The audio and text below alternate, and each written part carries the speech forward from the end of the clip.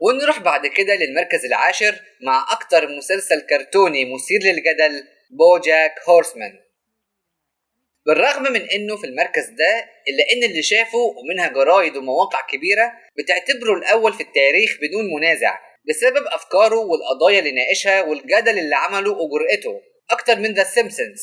بحيث ان المسلسل اتحط له نهاية خلاص بعد 6 مواسم تحديدا. مش عارف والله السبب ايه، بس في ناس قالت بان المسلسل عمل قلق وفتح العيون على سياسيين وناس حقيقية فعلا وذكرت بالاسم في المسلسل، وطبعا الناس دي مش عايزة شوشرة، فغالبا ده السبب. بعد ما اتعرض منه 77 حلقة وبدأ من 2014 لما كانت لسه نتفليكس مش معروفة وعلى قدها،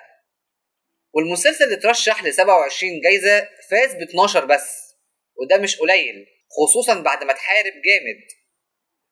والمسلسل بيتكلم عن الحصان بوجاك اللي كان نجم سينمائي وأشهر من النار على العالم أيام شبابه، وفجأة كده شهرته انطفت وتحول لمكتئب مدمن في الخمسينات، فتحول لشخص بينتقد كل حاجة حواليه ومش عاتق حد خالص.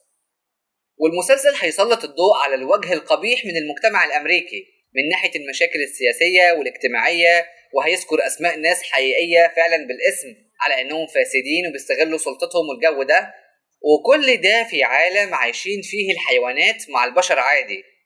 عالم ملوش ماسكة يعني. وده السبب ان المسلسل ما اشتهرش في الاول وما تعرفش لان شكله مش جدي كده، بس بعد ما بدأ الموسم الثاني بدأ يلفت الانتباه ويعجب الناس، لان المسلسل اساسا كوميدي اجتماعي، بس الكوميديا بتاعته تقدر تقول عليها كوميديا سودا.